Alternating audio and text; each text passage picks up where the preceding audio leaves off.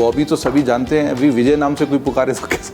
पंजाबियों में ज़्यादातर एक निक नेम हो जाता है। हाँ, स्कूल की क्या यादें हैं? स्कूल से कंप्लेन आती थी कि आपका बेटा सिर्फ हिंदी में बात करता है, इसको आप हिंदी मीडियम में डालिए, ये इंग्लिश मीडियम स्कूल है। स्कूल में कोई लव एट फर्स्ट साइट वाला या ऐसा कोई थोड़ा सा इन्फैचुएशन टाइप तो होता ही है?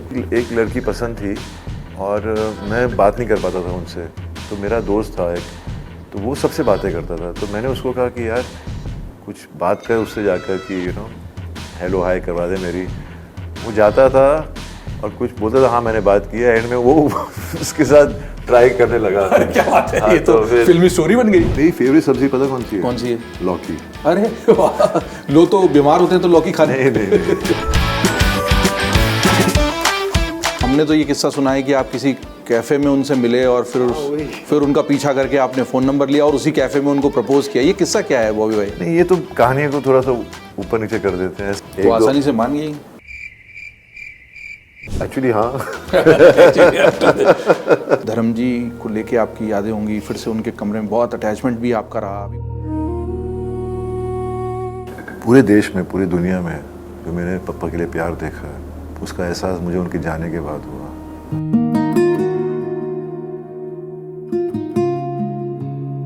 उनके बगैर हम कुछ भी नहीं। और जहाँ जाता हूँ, जिनसे मिलता हूँ, मुझे इतना प्यार मिलता है, मुझे ऐसा लगता है कि पापा मुझे प्यार भेज रहे हो उनके थ्रू। नमस्कार। बतरस यानी बातों का रस, बातों का वो रस जिसका आनंद हम सब लेना चाहते हैं। मंथर गति से बहने वाली एक नदी जिस पर हम धीरे धीरे बहते चलते हैं, बातें करते हुए उस शख्सियत के साथ जो बतरस में हमारे साथ होती है।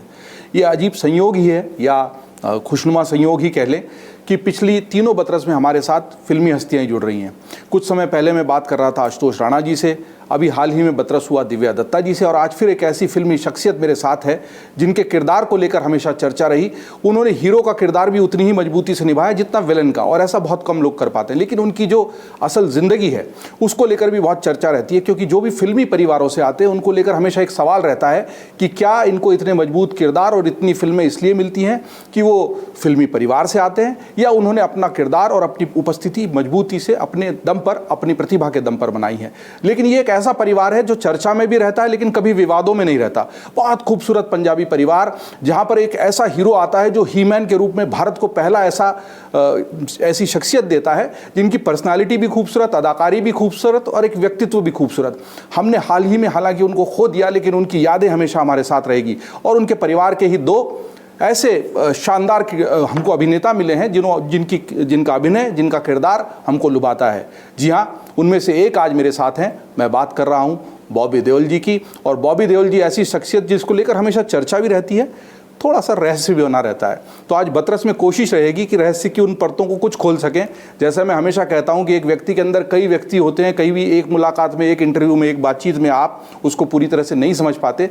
लेकिन बतरस में कोशिश होती है कि फिल्मी पर्दे पर या ग्लैमर की दुनिया में या चर्चित जगत में जिस तरह की शख्सियत आपको दिखाई देती है, क्या सचमुच में वो इंसान वैसा है या उससे कुछ अलग है, उसके शौक़ क्या हैं, क्या खाते पीते हैं, और दरअसल वो आम इंसान ही होते हैं जो पर्दे पर जाकर और हमारे दिलों में बसकर इतने बड़े हो जाते हैं। वो सचमुच कैसे हैं? तो सचमुच के बॉबी देओल कैसे हैं, ये आज के बतरस में जानेंगे। बॉबी, बहुत स्वागत आपका बतरस में और बहुत धन्यवाद हमें समय देने के लिए। Thank you so much. जब शूट शुरू नहीं हुआ तो हम दिल्ली से ही बात कर रहे थे और दिल्ली NCR में हम बैठे हैं। दिल्ली की कुछ बचपन की यादें? दिल्ली की मतलब हम गर्मियों की छुट्टियों में और सर्दियों की छुट्टियों में दिल्ली, पंजाब जाया करते थे, क्योंकि मेरी मासी यहाँ रहती थी और मेरे बीजी, मेरी ग्रैंड मदर के ब्रदर रहते थे और सब गवर्नमेंट जॉब करते थे ज़्यादातर। तो हम उनके क्वार्टर्स जो होते हैं वहाँ जाके ठहरते थे और मज़ा आता था, क्योंकि वो दिन इतने सिंपल होते थे। मतलब सब कुछ सिंपल, लोग सिंपल, उनके पड़ोसी इतने प्यार से मिलते थे। एक अलग ज़िंदगी थी, एक अलग दुनिया थी उस वक्त। अब तो दौर इतना तेज़ चलने लगा कि सब अपने बारे में सोचते ज़्यादा, सब मोबाइल की स्क्रीन में ही लगे रहते हैं। इंस्टाग्राम की रील में ज़िंदगी सिमट गई है। तो मज़ा आया करता था। हम लोग इतनी, कभी जब गर्मियों में आते थे तो यहाँ इतनी लू चलती थी और कूलर होता था, वो AC का ज़माना नहीं था। AC का ज़माना नहीं था। और तो हम लोग वेट करते थे, वो घंटी का साइकिल पर वो आइस लॉली लेकर आते थे और वो उसका इंतज़ार होता था। फिर कभी पास में मार्केट होती थी तो वहाँ चले जाते थे कुछ खाने के लिए या इट वाज वेरी नाइस। मुझे याद है एक बार हम आए थे, थोड़ा लेट हो गए थे, पापा, मैं, मम्मी और मेरी बुआ, मेरी मासी घर पर नहीं थी, तो फिर उनके पड़ोस के घर जो ऊपर रहते थे उनके वहाँ गए और हमने वहाँ पर पूरी और आलू की सब्ज़ी खाई, और वो पूरी और आलू का स्वाद आज भी मेरे मुंह में आया। आज भी आपको याद है? क्योंकि बताइए। इतना मुझे वो दिन हमेशा याद रहता है, क्योंकि इतना स्वाद था, इतना मज़ा आया, और ठंड भी थी, तो इट वाज रियली बहुत कमाल। लेकिन आप सोचिए कितना अपनापन था कि घर में ताला लगा है तो पड़ोसी के घर चले जाओ, वो खिला पिला भी देंगे, बिठा भी देंगे। आज तो बड़ा मुश्किल है, आज तो बहुत लोग अलग हुआ, वही तो तो। पड़ोसी को भी घर में आने में संकोच करते हैं, और कई बार तो पड़ोस में भी ताला मिलता है या घंटी बजाते रहो, खुलेगा ही नहीं। नहीं, वो तो है, पर सामाजिक दायित्व वो बदल गए हैं। वो तो होता ही है ज़माने। हर एक जनरेशन अलग अलग होती है। हम लोग मैं हमेशा यही सोचता था कि काश मैं 1950s में पैदा हुआ होता, ताकि मैं 60s 70s में हीरो होता, क्योंकि उस वक्त सिनेमा बन रहा था। अब सिनेमा बन के लोग कहानियाँ ढूंढने में थक गए हैं, सीक्वल्स बनते हैं, कभी ये करते हैं, कभी कहानी जेन्यून बहुत कम आती हैं। बड़ी बात आप कह रहे हैं, एग्जॉस्ट हो गया। हाँ, एग्जॉस्ट हो गया, तो बस वही होता है। पर आई एम हैप्पी, मैं अभी आज आपके साथ बैठा हूँ यहाँ पर, और आप लोगों ने मुझे इतना प्यार दिया। जब आपके स्टूडियो में आया मैं, आपके पूरे जितने भी कुलीग्स हैं यहाँ काम कर रहे हैं, उनके चेहरे पे खुशी देखकर मुझे देखकर इतनी खुशी देखी उनकी आंखों में, कि इनकरेजमेंट मिलती है। कि आपके बहुत चाहने वाले हैं, आपके बहुत दीवाने हैं, और कई से हमको मैसेज आते रहे कि मिलना है। और आपकी फिटनेस देख के तो माशाल्लाह सभी बड़े वो हैं कि बॉबी जी जब आए हमारे अमर उजाला के दफ्तर में तो लिफ्ट से नहीं आए, उन्होंने कहा 2 ही मंजिल है तो सीढ़ी आराम से चढ़ जाएंगे। वो तो हमारे बंगले में हम सीढ़ियाँ ही चलते हैं ज़्यादातर, और मुझे लिफ्ट से थोड़ा सा क्लॉस्ट्रोफोबिया भी है। लगता है। अच्छा, बॉबी तो सभी जानते हैं, अभी विजय नाम से कोई पुकारे तो कैसे? वो स्कूल विजय नाम कहाँ छूट गया? वो पता नहीं, मुझे भी समझ में नहीं आया। मुझे तो समझ में नहीं आता कि पंजाबियों में ज़्यादातर एक निक नेम हो जाता है। हाँ, उधर सनी हो गए तो सनी पाजी जो तो सभी सनी जानते हैं, उनको कोई अजय बोलते पता नहीं कैसे। पता नहीं, वही तो, पर एंड में वही होता है ना। आपने बचपन से भी एक दूसरे को सनी और बॉबी बुलाया? मैंने तो सनी भैया बुलाया है, और वो मुझे बॉब बुलाते हैं। अच्छा, बॉब बुलाते हैं, मतलब वो प्यार से बॉब। बट स्कूल में तो विजय बोलने वाले दोस्त होंगे? नहीं, सब मुझे ज़्यादातर बॉबी बुलाते थे। अच्छा, स्कूल में चलते हैं, स्कूल की क्या यादें हैं? कुछ शैतानी? हर कोई स्कूल में शैतान एक्चुअली बिल्कुल शैतान नहीं थे? नहीं था, मैं बहुत चुप रहता था। मुझे पता नहीं क्यों मुझे स्कूल कभी पसंद नहीं था। अरे, मुझे आज भी याद है जब मैं छोटा था और हम लोग स्कूल से कंप्लेन आती थी कि आपका बेटा सिर्फ हिंदी में बात करता है, इसको आप हिंदी मीडियम में डालिए, ये इंग्लिश मीडियम स्कूल है। अच्छा, तो कौन से स्कूल में पढ़ते थे? जमुनाबाई में। हाँ, तो फिर जब मुझे डांट पड़ी, तो जो मैंने इंग्लिश सीखना शुरू किया, हिंदी भूल गया।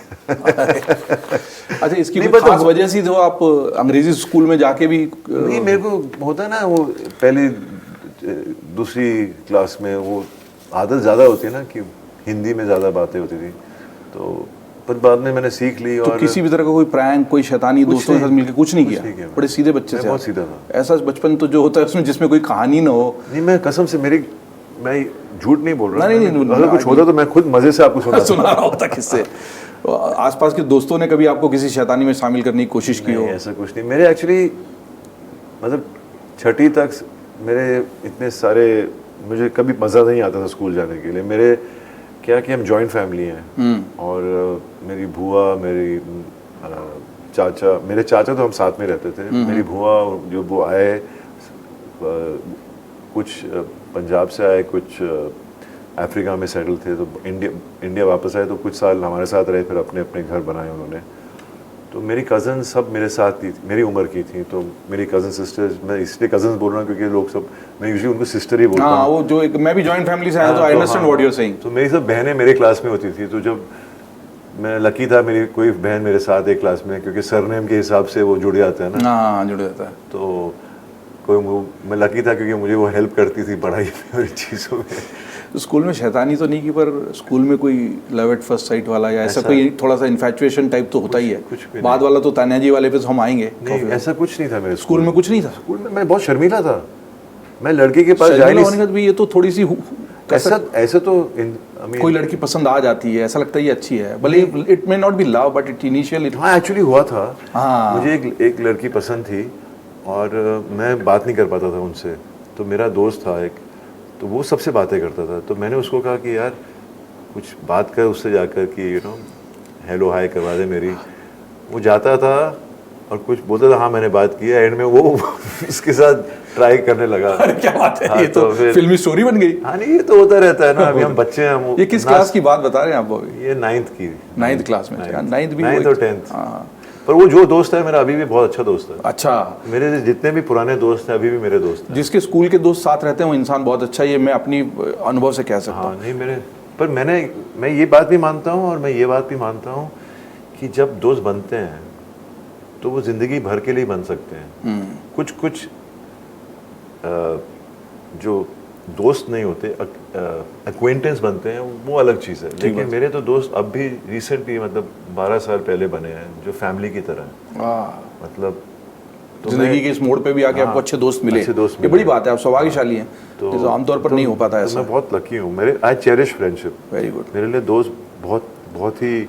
तो आप इस दोस्त से जब मिलते हैं तो उस लड़की के किस्से को याद करके थोड़े ठहाके तो लगाते होंगे? अब तो बहुत पुरानी बात है, अब तो मैं वो तो बस 15 साल का था या 14 साल का था तब की बात है। तो बड़ी कमसिन नाजुक उम्र होती है। एक बार ही हुआ था, एक लड़की पसंद आई थी मुझे कॉलेज के दिनों में। अभी आप पूछ रहे हो तो बचपन की बात बताता हूँ आपको। जी जी। तो उनके फादर बहुत बीमार थे और मैं लाइब्रेरी में बैठा था, तो बेचारी आई पूछने के लिए कोई ब्लड डोनेट करेगा। तो मैंने बोला हाँ मैं आता हूँ, वहाँ से कहीं बात बन जाएगी। ठीक बात है। तो मैं गया, तो ये मैं यहाँ बैठा हूँ, सामने एक शीशा है, उधर बेड पीछे, और काफ़ी लोग आए ब्लड देने के लिए। मैं बैठा देख रहा हूँ, इतनी बड़ी सुई जा रही है, खून निकल रहा है। फिर एक और आया तो उसको देख के ना घबरा गया मैं। ओह अच्छा, पर मैं गया अंदर गए। अब मुझे क्या मालूम वो ब्लड प्रेशर चेक करेंगे। तो जब मेरा ब्लड प्रेशर चेक किया तो वो हाई था। ओह, तो यू कैन नॉट डोनेट। तो मैं बोलते आप डोनेट नहीं कर सकते। मैंने बोला यार चलो मैं आया तो सही ना, मतलब तो जो इंप्रेशन जमाना था वो तो जमा दिया। नहीं वो कुछ जमा नहीं, लेकिन मतलब आपको किससे सुना प्यारे किस्से हैं, प्यारे किस्से हाँ। हैं। अब आप बहुत इमोशनल भी रहे, बड़े प्रोटेक्टेड भी रहे, और हमने सुना कि बहुत समय तक आप मदर फादर के साथ ही बेडरूम में। मतलब मैं सबसे छोटा था ना, तो क्या पापा उन दिनों थोड़े से ज़्यादा बिजी नहीं थे, मतलब बिजी थे, लेकिन जब भैया और मेरी बड़ी सिस्टर्स दोनों जब वो पैदा हुए और जब वो बड़े हो रहे थे तो पापा 4 शिफ्ट करते थे।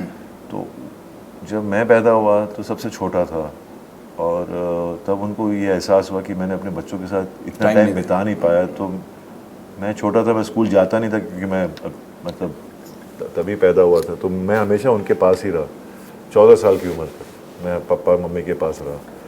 फिर जब उन्होंने मुझे ज़बरदस्ती नीचे भेजा कि जाओ, क्योंकि अब जॉइंट बंगलो, जॉइंट फैमिली, तो एक कमरा था सब मेरी बहनों का, एक कमरा था भैया का। अब अभय तो बहुत छोटा था, तो अभय भी उसी रूम में चाचा जी के साथ था, चाचा जी और अपनी माँ चाची के साथ, और मैं फिर भैया के रूम में भेजा गया मुझे। तो मैं पहले 2-3 दिन तो बहुत उदास हुआ कि मैं कैसे सोऊंगा अकेले, और भैया थे। फिर जब आदत पड़ गई तो माँ हमेशा जब मुझे जाया करती थी, क्योंकि भैया पढ़ने चले गए थे लंदन ड्रामा के लिए, तो मम्मी कहते थे कि मैं जा रही हूँ तो पापा के पास रहना। मैंने बोला मैं क्यों रहूँ पापा के पास, अब एक होता है ना आदत बन जाती है। आदत बन गई। पर फिर भी मैं हमेशा मम्मी आते थे मैं पापा के पास रहता था। जब पापा आउटडोर पे आते थे तो कहते थे कि माँ के पास हो तू। तो मैं हमेशा वैसा ही रहा हूँ, मैं बहुत अटैच रहा हूँ मम्मी पापा के साथ। तो ये भी किया कभी कि सनी भैया के टी शर्ट चुरा के पहन ली, जूते चुरा लिए, कपड़े चुरा लिए, जो छोटे भाई अक्सर करते हैं? नहीं मैंने एक्चुअली मेरा पैर बड़ा हो गया था जल्दी। मेरे बड़ा सपना था कि भैया के जूते बड़े कमाल के, मैं पहनूंगा एक दिन। जब हिम्मत बनी कि मैं आज आके पहनूं जूता, तो बड़ा निकला, तो छोटा हो गया मेरे लिए। पर मेरी फेयरवेल पार्टी थी 10वीं की, तो फिर भैया को पता नहीं था कि मैं उनकी कबर्ड में गया मेरी सिस्टर के साथ, अच्छी सी एक शर्ट निकाली, जीन्स निकाली, एक टाई निकाली। क्या बात है। और मैंने पता क्या किया, मैंने उनका ही परफ्यूम लगाया, ताकि अगर धुलकर भी आएगी तो उनको ये लगेगा कि उन्होंने ही पहनी थी, खुशबू उनकी परफ्यूम की। चोरी पकड़ भी नहीं आएगी। पकड़ भी नहीं आई।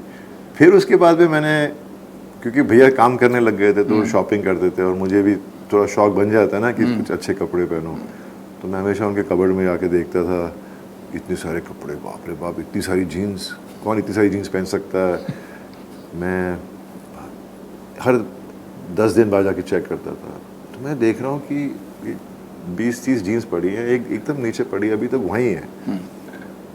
फिर मैंने हिम्मत बनाई और जाके निकाल ली।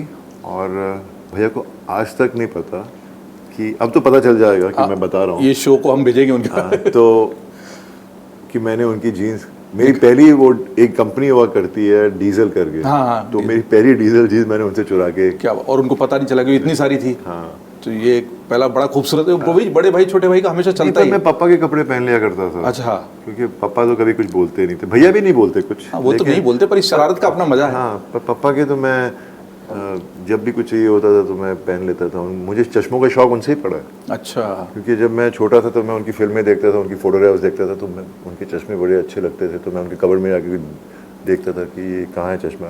कोई चश्मा होता ही नहीं था। अब उस वक्त मुझे ये नहीं मालूम था कि शूटिंग वाले कपड़े पहनाते हैं, हाँ, और वो चश्मे भी उन्होंने दिया होगा। तो फिर मैंने तो घर में नहीं मिलेंगे। फिर मैंने ठान लिया जब मैं कमाई करने लगूंगा मैं चश्मों की कलेक्शन करूंगा। तो मेरे पास बहुत बड़ा कलेक्शन है। कितने चश्मे होंगे यार? अब तो मैं गिनती भी भूल गया हूँ, पर मेरे बेटे पहनते हैं अभी वो। अच्छा, उनको मेरा फेस अभी थोड़ा बड़ा हो गया तो उनके चेहरों पे फिट आ जाते हैं, तो उन्होंने वो लेगेसी अपना ली। तो इसीलिए तो जब मैंने पहली फिल्म की बरसात, हाँ, और मेरा वो चश्मा फेमस हुआ बहुत छोटा वाला। हाँ, तो वो भी किस्सा है कि मैं चाह रहा था कि मैं चश्मा पहनूं, और राज संतोषी कह रहा था नहीं नहीं मत पहनना। तो मैं अपने संतोष शिवन मेरे सिनेमाटोग्राफर थे, उनके पास गया, मैंने कहा कि मैं ये चश्मा पहन लूँ। बोलता यू वेयर पहन लिया मैंने। अब किसको क्या मालूम था कि वो इतना पॉपुलर हो सुपर हिट, हर गली में बच्चा उस चश्मे को लगा रहा है, घुंघराले बाल लंबे। तो वो चश्मा मैंने संभाल के रखा, अच्छा, और अपने बड़े बेटे को दिया मैंने। वो चश्मा अभी भी आपके पास है? मेरा छोटा बेटा मुझे बोलता मेरे लिए, तो मैंने वो जैकेट पहना था ना, तो उसको वो जैकेट दी थी। बरसात की चूंकि आपने बात की है, पहली फिल्म और डेब्यू फिल्म और इतनी सुपर डुपर हिट, लेकिन उसी में आपके साथ एक छोटा सा हादसा भी हुआ।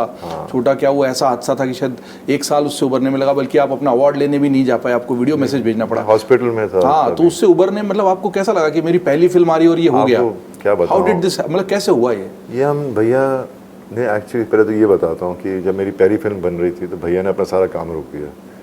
अभी देखिए मेरा भाई कमिटमेंट, अपना काम सारा रोक कर मेरी फिल्म को बनाने में लग गए। जबरदस्त। कौन सा भाई ऐसा करता है? आपके परिवार का प्यार तो दुनिया में मशहूर है। तो फिर जब फिल्म बन गई तो भैया ने सोचा, एक शेर के साथ लड़ाई थी, पर उन दिनों में क्या हुआ कि लोग शेर के मुंह सीने लग कर सी कर लाते थे। तो हमने बोला ये क्या कर रहे हैं आप, गलत है। हाँ, तो हमने बोला प्लीज़ क्या किया आपने, क्रूल्टी टू एनिमल। तो हमने बोला नहीं ये नहीं करेंगे। तो भैया ने पता किया कि इटली में एक छोटा सा गांव है, वहाँ पर एक स्पेशल आदमी है जो इनकी देखभाल करता है, उसका जू है, और वो फिल्मों में यूज़ होते हैं, हॉलीवुड फिल्म्स में। ओके। तो हम इटली गए, वहाँ पे मैंने टाइगर के साथ फाइट की, और फिर मैं लंदन आया तो भैया ने कहा कि थोड़े और शॉट्स लेते हैं। तो लेक डिस्ट्रिक्ट में थे हम, घोड़े का गैलपिंग शॉट, और वो करते वक्त मेरी लात दूसरे घोड़े के साथ टकराई और टूट गई, और मेरे को लगा कि मेरी तो सब ख़त्म, मेरी लात, अब मैं क्या करूँगा, मेरी लात ठीक होगी या नहीं। पर भैया साथ में थे, मुझे अभी भी याद है मैंने भैया का हाथ ऐसे पकड़ के रखा था, तो मुझे एक वो ताकत मिल रही थी उनकी कि मुझे कुछ नहीं होगा, क्योंकि भैया ने हमेशा मुझे अपने बेटे की तरह ही रखा है। और फिर वहाँ से ओवरनाइट हम लंदन चार्टर प्लेन करके गए, मेरी सर्जरी हुई। फिर सर्जरी के बाद में मेरे पैर में, लात में अभी भी रॉड है हाँ पैर में, तो वो जुड़ नहीं रही थी। तो मैं काफ़ी महीनों तक क्रचेस पे था, और उसी दौरान मैंने गुप्त साइन की हुई थी और शूटिंग कर चुका था उसकी, तो कुछ बाकी था। तो इसीलिए मेरी वो फिल्म जब आती, जो गाने हैं सब बोलते हैं बॉबी के स्टेप ऐसा ऐसा क्यों कर रहा है एक ही जगह पे खड़ा होके, क्योंकि मैं चल नहीं, दैट इज तो उस वजह से वो स्टेप बने हैं। और फिर मेरा दूसरा ऑपरेशन हुआ, और उसी दौरान मैं अपनी वाइफ से मिला, और शादी पक्की हो गई। तो क्योंकि सर्जरी में बैसाखी के दिन शादी होने वाली थी, लेकिन क्योंकि मेरी लात की सर्जरी हुई 13 या 14 अप्रैल के उसमें। तो तानिया जी पे चूंकि आप आ गए हैं बरसात से, तो मैं भी वहीं आ जाता हूँ। हमने तो ये किस्सा सुना है कि आप किसी कैफे में उनसे मिले, और फिर उनका पीछा करके आपने फ़ोन नंबर लिया और उसी कैफे में उनको प्रपोज किया। ये किस्सा क्या है बॉबी भाई? नहीं, ये तो कहानी को थोड़ा सा ऊपर नीचे कर देते हैं, ऐसा इसीलिए तो बतरस में यही होता है, कहानी साफ आ जाए। मैं ये कह रहा हूँ कि मैंने उसको पहली बार ही देखा। मेरी बुआ और दोनों बुआ मेरी एक बिल्डिंग में रहती थी, कालूमल स्टेट। तो वहाँ पे जो बच्चे थे वो सब खेलते थे शाम को, तो मैं उनको जानता था। तो एक दिन वहाँ मेरी बुआ की बिल्डिंग का लड़का, जिसको मैं जानता था, आकाश नाम है उसका, हैरी करके बुलाते हैं उसे, तो वो मैं रेस्टोरेंट में था और वो आया और 2-3 लड़कियां थी उसके साथ, तो मेरी आंख पड़ी मेरी वाइफ पर। अब मुझे नहीं मालूम, अब बाद में जब पता चला कि ये तो बचपन के, ये मेरी वाइफ को जानता है, उसकी वाइफ मतलब सबको। तो मैंने उसको बुलाया, मैंने बोला कौन है वो? तो वो मैंने उसका नाम बताया, तानिया। मैंने बोला उसको मेरी तरफ से हेलो बोलना। पता नहीं कैसे मेरे में वो हिम्मत आई उस वक्त, और फिर बात बन गई, बात चल हो गया जो हो रहा था। फिर मैंने फिर कहीं गया तो कहीं मिला, तो फिर मैंने बोला तब मेरे को पता चल गया, पता नहीं क्या मेरे दिल से आवाज़ आई कि यही है मेरे लिए बनी। और मैंने पीछा किया, और वो आसानी से मान गई? एक्चुअली हाँ। ज़्यादा को मेहनत नहीं पहले बहुत मुश्किल टफ थी वो, कि मुझे देखती थी तो कहीं और चली जाती थी। मैंने एक्चुअली पार्टीज में गेट क्रैश किया। अच्छा। मतलब मुझे इनवाइट नहीं करते थे, मैं फिर भी चला जाता था पार्टी पर, और ताकि मैं उससे मिल पाऊँ। और फिर मैं मिला एक दिन, टेलीफोन नंबर मिल गया, पर मैंने बोला एक हफ्ता वेट करते हैं, आराम से फ़ोन करेंगे, ज़्यादा भाव नहीं देना चाहिए। तो जब फ़ोन किया तो हमने 4 घंटे फ़ोन पे बात की, और पहले फ़ोन पे ही? हाँ। क्या बात। और फिर हर दिन बात करते थे, फिर डिसाइड किया मिलेंगे, फिर मिले। और फिर मैंने अपनी माँ से कहा कि मैंने लड़की ढूंढ ली है। आज बोलते हैं मैं आ रही हूँ, मैं मम्मी मेरी सिस्टर के पास थी अमेरिका, तो फिर मम्मी आए, मैंने अपनी चाची से मिला दिया था, कि मेरी भाभी से मिलवा दिया था। और फिर अब वो 30 साल सनी भाई से भी? हाँ, सनी भाई से तो 30 साल हो गए उस बात को। क्या बात है, 30 साल आप पूरे कर रहे हैं, आप दोनों को बहुत बधाई। कितनी भी अच्छी जोड़ी रिश्ता हो, कुछ आदतें ऐसी होती है एक दूसरे की जो एक दूसरे को थोड़े, जैसे हमको सुनने में आया कि आप कुछ नींद में कभी कभी बात करने लगते हैं, तो उससे थोड़ी सी, और कोई ऐसी आपकी आदत है जो गीला टॉवेल बिस्तर पे छोड़ देते हैं लोग ऐसे? नहीं, मेरे को ना सफाई की आदत नहीं है। अच्छा। ऐसा वो होता है ना, कुछ खाया वहाँ रख दिया, कुछ उठाया वहाँ रख दिया, कपड़े वहाँ रख दिए, तो वो बहुत परफेक्शनिस्ट है, उसको सब कुछ सब जैसा है सिस्टमाइज होना चाहिए। तो अभी तक मैं बदला नहीं। डांट खाते हैं? वो बोलती रहती है, अब तो वो भी थक गई है। अब क्या मैं अकेला, क्या अब तो 2 बेटे वो भी ऐसे ही करते हैं। वो भी ऐसे ही कर रहे हैं। तो आपकी जो चारों की केमिस्ट्री है, कहाँ घूमना साथ में पसंद करते हैं, क्या लाइकिंग्स हैं, क्या शौक हैं, हॉबीज हैं? मतलब साथ रहना, मतलब कहीं भी छुट्टियां मनाने चले जाएं तो साथ में मतलब हैं। तो अब तो मेरे बेटे बड़े हो रहे हैं, तो अब थोड़ा सा वो हो रहा है कि ये बिज़ी हो जाएंगे तो हम साथ में इतना घूम नहीं पाएंगे। लेकिन हमने बहुत टाइम बिताया साथ में। हर साल गर्मियों की छुट्टियों में हम, उनकी समर वेकेशन होती थी तो हम लंदन चले जाते थे। तो मेरे बड़े बेटे का जन्मदिन है 16 जून को, तो हमेशा वहीं मनाते थे। मेरे बड़े का है 5 नवंबर को, तो वो बॉम्बे में ही होता था, क्योंकि उस वक्त छुट्टियां नहीं होती थी। तो अब एक ऐसा बन गया था सिस्टम। लेकिन इस साल मैं बिज़ी हूँ, मैं शूटिंग कर रहा हूँ, पर मैं इंग्लैंड में ही शूटिंग कर रहा हूँ, बर्मिंघम में। तो फिर मिल ही सकते हैं। हाँ, तो उनको फिल्मों वगैरह में लाने का कोई? उनको शौक, वो आ रहे हैं फिल्मों में, आएंगे, उनको आना है। मैंने अपने बड़े बेटे को फाइनेंस पढ़वाया। ओके। न्यूयॉर्क में एक कॉलेज है NYU स्टर्न, तो वहाँ उसने ऑनर्स के साथ डिग्री हासिल की। पर सब अब इस माहौल में पैदा हुए हैं, बड़े हुए हैं, तो एक्टिंग आ ही जाता आ ही जाता है। क्योंकि इसी की बात हो रही है, आप बेटों को भी लाएंगे, उधर आपकी पूरी फैमिली में भी रहा, अभय भी आ गए, सनी भाई तो थे ही, धर्म जी थे। फिल्मी परिवार से आके फिल्मों में जगह बनाने में कुछ अलग, क्योंकि न्योपोटिज्म के आरोप लगते हैं। तो आजकल काफी सोशल मीडिया की वजह से ये एक नया शब्द जो मेरे को प्रोनाउंस करने नहीं आता जब आया था, न्योपोटिज्म क्या है, नेपोट परिवारवाद। हाँ, मतलब वही। तो क्या है कि देखिए, हम जब पैदा होते हैं, हम ये सोच के पैदा तो नहीं होते कि मैं यहाँ पैदा होने वाला हूँ। बिल्कुल ठीक बात है। मैं बहुत ब्लेस्ड हूँ, बहुत लकी हूँ कि मैं मेरे मम्मी पापा के घर पैदा हुआ। अब ये नहीं सोचा था कि वो ये काम करेंगे। और हर बाप का फ़र्ज़ ये होता है कि जब बच्चे पैदा कर लिए तो उनकी परवरिश ठीक से करना, उनको ज़्यादातर जो वो प्रोफेशन में होते हैं उसी में डालने की कोशिश करते हैं। तो वैसी बात है। ये है कि हाँ, आसानी होती है क्योंकि आप उस बिज़नेस से हैं, तो आपको पहला मौका मिलता है।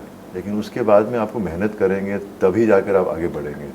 तो मेरे साथ भी वैसा ही हुआ। मैंने अच्छा मेहनत की, पहली फिल्म मेरी 10 साल मेरे फिल्में हिट्स हुई, फिर बाद में नहीं चली, मैं गायब हो गया। फिर मैंने फिर से मेहनत की। तो मैं ये कहना चाहता हूँ, जितने भी हैं जो चाहते हैं, इस तरह का आरोप लगाते हैं, नहीं, जिसने आरोप की बात या जो फिल्मी परिवार से आते हैं, फिल्मी परिवार से नहीं, जो भी एक्टर बनना चाहते हैं, कि आप चाहे फिल्मी परिवार से हो या बाहर से हो, मेहनत तो करनी पड़ेगी। आप अगर आप परसेंटेज निकाल लीजिए कि कितने हमारी इंडस्ट्री में जो सुपरस्टार्स हैं, वो इनसाइडर है, वो फिल्मी घर से, वो फिल्मी घर से नहीं है, वो आए और उन्होंने फिल्म का घर बनाया और नहीं, शुरू की 1-2 फिल्म मिल सकती है, लेकिन आगे तो पब्लिक को भी एक्सेप्ट करना पड़ेगा ना, तभी चले। मुझे इतना प्यार मिल रहा है, मैंने तो कभी नेपोटिज्म के बारे में सोचा ही नहीं, क्योंकि मुझे हमेशा मेरे फैंस ने प्यार दिया है, पब्लिक ने प्यार दिया है, तो मुझे मेरी तरफ ये इल्ज़ाम कभी इतना आया ही नहीं कि मैं फिल्मी, क्योंकि इंडस्ट्री में चर्चा होती है, वो क्या होता है कि मेहनत तो सबको करनी पड़ेगी, एक्सक्यूज़ बनाना सबके लिए आसान होता है कि काश मैं एक फिल्मी फैमिली में होता, तो पर होता है, जैसे मैं कितने फिल्म लोगों को देखता हूँ जब वो तरक्की करते हैं और बाहर से आते हैं, मुझे इतनी खुशी होती है कि मैंने OTT प्लेटफॉर्म पे इतना काम किया अभी, और कितने सब थिएटर एक्टर्स हैं जो इतनी मेहनत करते हैं, जो हम्बल बैकग्राउंड से आते हैं, छोटे गांव से आते हैं, और OTT ने उनको जगह भी दी, मुझे जगह दी, हाँ, मतलब मुझे फिर से एक चांस दिया। तो आपका जो 2.0 है ना, इसी पे आता हूँ मैं, क्योंकि आपने अभी जिक्र भी किया कि एकदम से आपको स्टारडम मिल गया, पहली फिल्म में सुपरहिट हो गई, अवार्ड भी मिल गया, कई आगे आने वाली फिल्में भी बहुत अच्छी चली गई, लोग अभी भी याद करते हैं। तो जैसे अभी बात भी हो रही थी, सोल्जर हो गया, गुप्त हो गया, लेकिन बीच में एक फेज़ आया जब आपने बहुत स्ट्रगल किया, और इससे कोई भी जो लाइमलाइट में रहने वाला व्यक्ति है ना, वो हर कोई स्ट्रगल करता है। एकदम से आपको शोहरत मिलती है, और जब उसमें से आप गिरते हो ना, जब आपको शोहरत नहीं मिलती है फिल्में, वो दौर बहुत ख़राब होता है। जैसे आपने कहा शुरू में आपको कभी फिल्म मांगने जाना नहीं पड़ा, फिर आपने खुद को जब वापस 2.0 के लिए तैयार किया तो आप गए, काम मांगा भी, मिला भी। आपने इस 2.0 के लिए खुद को कैसे तैयार किया? और उस दौरान मैं आपके बारे में जब पढ़ रहा था तो शायद आपने कहीं कहा भी है कि मैं it was a self pity state, where जब आपको डेफिनेटली सेल्फ पिटी, इंसान कमज़ोर होते हैं, एक खामी है इंसानों में, और वो इंसान जो उस खामी को पे काबू कर सकता है वो तरक्की करेगा लाइफ में, चाहे कितना ऊपर जाए या ना जाए, लेकिन वो कभी फेल नहीं होगा। ये सब इंसान होते ही ऐसे हैं। तो मैं भी उस दौर से गुजरा, मुझे हमें हर इंसान को, हर एक्टर को लगता है उसकी वो इतना अच्छा है, क्यों लोग समझते नहीं हैं। तो मैं वैसे सोचने लगा, अपने ऊपर तरस करने लगा, और जब आप तरस करने लगते हो, कभी सबके साथ होता है, एक मोमेंट आता है दिन में कि मैं आप शायद आप भी कभी होता है ना कि यार मेरे साथ ऐसे क्यों हो रहा है, मैंने क्या किया होता है। पर वो अगर डिप्रेशन आता है, अगर एडिक्शन बन जाए कि मैं तो अपने बारे में मतलब कि रोते रहो कि मैं इतना अच्छा हूँ, मेरे साथ कुछ नहीं हो रहा, तो आप अपने आप को डुबो देते हो। कोई आपका हाथ पकड़ के आपको आपके पैरों पे खड़ा करने नहीं वाला, आपको खुद खड़ा होना होगा अपने पैरों पर। तो फिर जब मुझे इसका एहसास हुआ तो मैंने डिसाइड कर लिया कि मैं अपने आप को पहले तो तैयार रखूँगा, क्योंकि कभी भी कोई दरवाजे पे खटकाए और पूछे कि आप तैयार हो काम के लिए, तो आप ये नहीं बोलो कि नहीं मुझे थोड़ा वक्त चाहिए, नहीं मैं तैयार हूँ। तो इस हिसाब से मैंने अपने ऊपर ट्रेनिंग शुरू की, एक्सरसाइज शुरू की, ठीक खाना शुरू किया और सब शुरू किया, और मेहनत करनी पड़ती है। फिर वो मोमेंट कब आया जब आप उससे बाहर आ गए और 2.0 शुरू हो गया? मोमेंट तो तब आया जब मैं कितने इंटरव्यूज में जिक्र कर चुका हूँ इस बात की कि जब मैं घर पे बैठा रहता था, मेरी वाइफ काम करती है, मुझसे मुझे संभाला है। अगर मेरी ज़िंदगी में मैंने जो भी हूँ मैं आज, डेफिनेटली मेरे मम्मी पापा की वजह से, लेकिन जब आपका परिवार अपना खुद शुरू हो जाता है तो सबसे इम्पॉर्टेंट इंसान आपकी वाइफ होती है, और उसने मेरा हमेशा साथ दिया, और फाइनेंशियली भी कि घर चलाया, हम साथ में रहते हैं लेकिन बांट के चलाते हैं। तो उसने वो सब देखा, और उसकी वजह से मैं फिर अपने ऊपर विश्वास मुझे आने लगा, कि सेल्फ बिलीव आने लगा, कि वो हमेशा कहती थी कि तू इतना अच्छा है, क्यों कर रहा है अपने आप को। फिर एक दिन जब मैं घर पे बैठा था तो मेरे बच्चों को माँ से पूछते हुए देखा कि आप हर दिन काम पे आते, पापा तो घर पे बैठे रहते हैं। तब मैं एकदम से जागा कि ये मैं क्या कर रहा हूँ, मैं कैसा एग्जाम्पल बन रहा हूँ अपने बच्चों के लिए, मुझे तो रोल मॉडल बनना चाहिए उनके लिए। तब मैंने ठान लिया कि नहीं, करना है। हम भी सब सोचते थे कहाँ चले गए बॉबी देओल, कहाँ गायब हो गए? मैं जब भी बाहर जाता था तो लोग बोलते थे सर आपकी फिल्में क्यों नहीं आ रही, मैं उनको कैसे बताऊँ कि मुझे फिल्में मिल नहीं रही। वो होता है इंडस्ट्री में, जब आपकी ज़रूरत होती है तो सब आते हैं आपके पास। ये इंडस्ट्री है। लेकिन जब आपके अंदर बिलीफ शुरू होता है ना, तो एक अंदर से एक एनर्जी आती है जो लोगों को अट्रैक्ट करती है, उनको एक फीलिंग सी देती है कि नहीं इसमें कोई बात है, इसको ट्राई करते हैं। और मेरे साथ वही हुआ, मैंने मैनिफेस्ट किया, मैंने बिलीव किया अपने अंदर कि मेरे को जब शुरुआत की थी तो सबने पसंद किया था मेरे काम को। उस वक्त मैं इमेच्योर था थोड़ा, अब मैं अपनी एक्टिंग पे मेहनत करूँगा, मैंने एक्टिंग क्लासेस की, सब कुछ किया ताकि मैं अपने आप को और समझ सकूँ एज एन एक्टर। वो मैच्योरिटी, वो निखार आपके काम में दिखा। जैसे आश्रम की बात करूँ, it was different Bobby Deol, और उस वो थोड़ा सा कंट्रोवर्शियल भी हो गया, लेकिन हमने सुना है कि उसको लेके आपने शायद सनी भाई से या धर्म जी से बात नहीं ऐसा की थी। कुछ नहीं, वो सब्जेक्ट के जो कहानियाँ बनती हैं वो यूजुअली जो सोसाइटी में हो रहा है, हमारी दुनिया में एक दो लोग ऐसे होते हैं जो इतने बुरे होते हैं और जो अच्छे लोगों का फ़ायदा उठा के उनका नाम बर्बाद करते हैं। तो कहानी बेसिकली उन जैसे लोगों के बारे में है, क्योंकि it's not generalising anyone, so that's what it was and it was a challenge for me. मैं तो सोचा ही नहीं था, जब मैं कहानी सुनने गया तो मुझे लगा वो पुलिस ऑफिसर का रोल मुझे ऑफर करेंगे। जब प्रकाश जी ने कहा कि तू तो बाबा निराला बन, मैं खुद हैरान हो गया। मैंने बोला चलो अच्छा है, मैं कुछ अलग है करता हूँ, कोशिश करता हूँ। मैंने बहुत मेहनत की, मैंने 2 महीने बैठकर सुनीता जी हैं उनके साथ बैठकर, नहीं मैंने भाषा पे काम किया। ओके।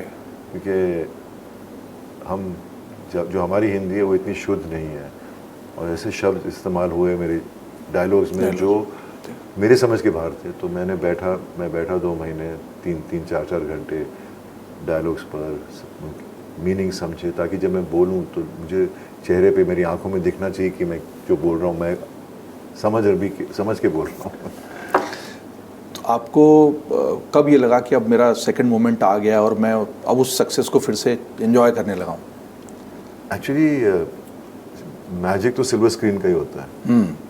जब सिल्वर आपकी सिनेमा में आपकी फिल्म जब हिट होती है, लोग आपको उसके लिए शाबाशी देते हैं, आपके काम को पसंद करते हैं, तब आपकी गाड़ी एकदम से और आगे चलती है।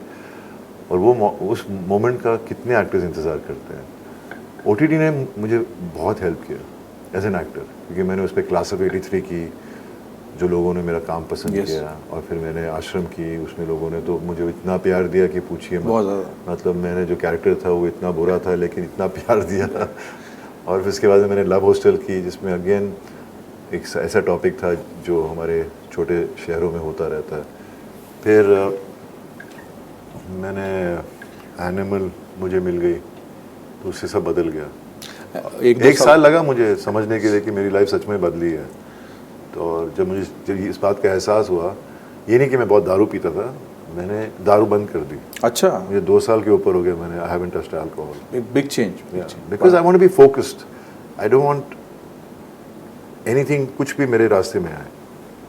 और मैं अभी बहुत मेहनत करता हूँ, मैं सुबह 4-5 बजे उठ के एक्सरसाइज करता हूँ, फिर काम पे जाता हूँ और डेली करता हूँ। मुझे लगता है जो लोग सुन रहे हैं उनको सुनना चाहिए कि कैसे कमबैक किया, कैसे अपने आप को इकट्ठा किया, किस तरह की वैल्यूज़ और एथिक्स उन्होंने उसमें रखे, जानवरों से किस तरह का प्रेम है कि अगर होंठ छिल के भी शेर को आप लड़ा रहे हो तो क्यों लड़ा रहे हो, और उसके पीछे भले उनका एक हादसा भी हो गया। थोड़ा सा सेंचुरी भी धर्म जी को लेके आपकी यादें होंगी, फिर से उनके कमरे में बहुत अटैचमेंट भी आपका रहा, अभी उनको पद्म विभूषण भी मिला। आपको लगता है जब वो थे तभी मिलता तो और अच्छा रहता, जाने के बाद मिला? बिल्कुल, क्योंकि उनको वो ये रिकॉग्निशन तो ही डिजर्व्ड लॉन्ग बैक। बिल्कुल बिल्कुल, मैं ये बात मानता हूँ आपकी। पर मैं ये कहना चाहता हूँ,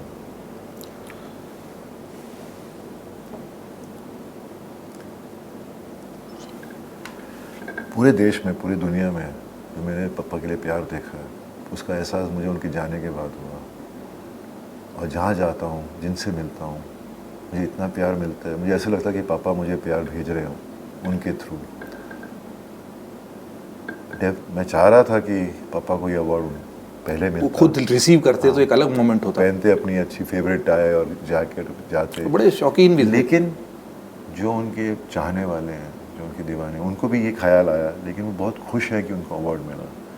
तो पापा हमेशा ये चाहते थे कि मेरी ऑडियंस है, मेरे फैंस हैं, वो हमेशा खुश रहें। तो मुझे उस बात की खुशी है कि मेरे जितने भी पापा के फैंस हैं, मेरे फैंस हैं, उनको खुशी मिलती है इन चीज़ों से, और हमें भी खुशी मिलती है। लेकिन हम जो हैं ज़िंदगी में, हमारे फैंस, हमारी ऑडियंस की वजह से हैं, उनके बगैर हम कुछ भी नहीं हैं। तो that's what I have learned from my father. उनकी कोई याद, सीख, मतलब मैं जो हूँ उनकी वजह से हूँ। जो मेरे अंदर जो अच्छाई अगर आपको दिखती है तो उनकी वजह से है, और जो मेरे अंदर आग जो अभी ज़्यादा जलने लगी है वो इसलिए क्योंकि मुझे वो दिन आज भी याद है। कुछ दिन पहले बीमार होने से मैं बाहर जा रहा था काम से, तो मेरी मैनेजर बरामदे में बैठी थी और पापा अंदर सोफे पे बैठे थे। तो उन्होंने कहा बॉब इधर आ। वो कौन है? वो तेरी मैनेजर है। मैंने कहा हाँ जी। बोलते उसको बोल मेरे लिए काम ढूंढने के लिए। अच्छा, तो आप वो स्पिरिट, वो आग उनमें, पैशन 89 की उम्र तक था। उन्होंने कहा मेरे लिए काम ढूंढो। हाँ, बताइए।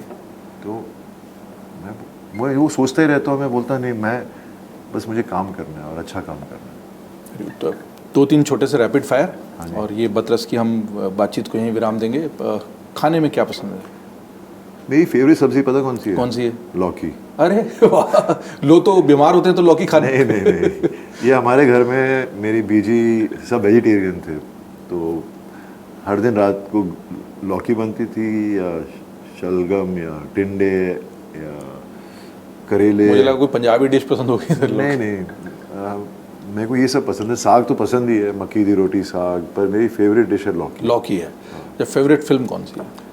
खुद की भी और दूसरे किसी है? मेरी फेवरेट फिल्म मेरा गांव मेरा देश है। अच्छा। क्योंकि वो मेरी पापा की मेरी सबसे ऑल टाइम फेवरेट है। ऊपर से वो मेरी लास्ट फिल्म थी जो मैंने अपनी ग्रैंड मदर के साथ देखी थी, ओके। तो इसलिए वो स्पेशल हो गई। Favourite actor? पापा। Favourite actress? फेवरेट एक्ट्रेस मुझे रानी और प्रीति जिंटा बहुत पसंद ओके, रानी मुखर्जी। है। और आलिया एक्चुअली मेरी बहुत फेवरेट है अच्छा, इस दौर से जो है। चलिए आलिया सुन रही होंगी, शी शुड बी। नहीं, आई एम वर्किंग विद हाँ, आप आ हर। रहे हैं। बहुत मजा अल्फा आया। में। एक्चुअली रणवीर मेरा फेवरेट है, तो मेरे को दोनों के साथ काम करने को मिल गया। वो तो आपने 15 मिनट में उनकी पूरी 2.5 घंटे की मेहनत। आप सोचिए, अगर कोई और एक्टर होता ना, हाँ, तो वो जो शॉट था जब मैं पीठ पे लेटता हूँ, वो करने देता नहीं देता। पर वो इतना कॉन्फिडेंट एक्टर है और इतना अच्छा बेहतरीन इंसान भी है कि उसने शॉट करने दिया। Favourite song? सॉन्ग मेरा है, एक पापा की फिल्म थी जिसमें उन्होंने गेस्ट अपीयरेंस किया था। मुझे हमेशा गुस्सा आता था कि जब मैं फिल्म देखता था, पापा सिर्फ स्टार्टिंग में आते हैं। वो था तुम पुकार लो। हाँ, कौन सा गाना? अच्छा, वही तुम पुकार, तुम्हारा इंतजार है, तुम्हारा इंतजार तो आप चुन रहे हैं रात बेकरार है, तुम पुकार लो। क्या हेमंत जी का गाया हुआ? मुख्तसर सी बात है, तुमसे प्यार है, तुम्हारा इंतजार। गुनगुना सकते हैं थोड़ा? नहीं मैं सिंगर कौन है फेवरेट? गायक? मेरे तो हमेशा मोहम्मद रफ़ी जी रहे हैं। क्या बात है, उनका कोई गाना? उनके तो कितने गाने हैं, अब मैं कैसे कौन सा। गायिका, फेवरेट गायिका, पसंदीदा गायिका आपकी? ऐसा कुछ नहीं है। लता जी और आशा जी, दे वर लेजेंड्स। घूमने जाना हो तो कौन सी जगह पसंद आती है? ज़्यादातर बचपन में तो पंजाब बहुत जाया करते थे, लेकिन सारे रिश्तेदार अभी कनाडा चले गए तो मैं ज़्यादातर लंदन चला जाता हूँ, या दुबई पास में पड़ता है तो कभी दुबई चले गए। किताब कोई जो पसंद हो बहुत पढ़ी? मैंने किताब पढ़े ज़माना हो गया तो नहीं पढ़ते। लास्ट क्वेश्चन, बॉबी देओल को गुस्सा कब आता है? जब कोई मुझसे झूठ बोलता है। झूठ आपको पसंद नहीं है? मेरे को सिखाया ही नहीं गया झूठ बोलना। बॉबी जी, हमसे बात करने के लिए, बतरस में आने के लिए बहुत धन्यवाद। अभी कई बातें फिर भी रह गई हैं, मैं अपने कागज़ में जो लिख के लाया था वो तो पढ़ ही नहीं पाया, क्योंकि आपसे नैसर्गिक प्रवाह बातचीत का जो नेचुरल फ्लो बोलते हैं वो इतना अच्छा चला कि बात से बात निकलती चली गई और बतरस का जो सचमुच अर्थ है, भावार्थ है, वो चरितार्थ हो गया। तो ये थे बॉबी देओल, जो एक अलग किस्म की शख्सियत हैं, और जिस तरह आप पर्दे पे उनको जानते हैं, पर्दे के पीछे वो बॉबी देओल अपने को पर्दे के लिए कैसे तैयार करते हैं, वो कौन है जिन्होंने बॉबी देओल के व्यक्तित्व को गढ़ा, उस पर कुछ बात करने की कोशिश की। लेकिन इस तरह की बातें कभी भी मन भर नहीं पाता, ऐसा लगता है बातचीत चलती रहे, लेकिन वक्त का अपना तकाजा है, वक्त का अनुशासन है। फिर एक बार बॉबी को हमारे साथ जुड़ने के लिए बहुत बहुत धन्यवाद। Thank you.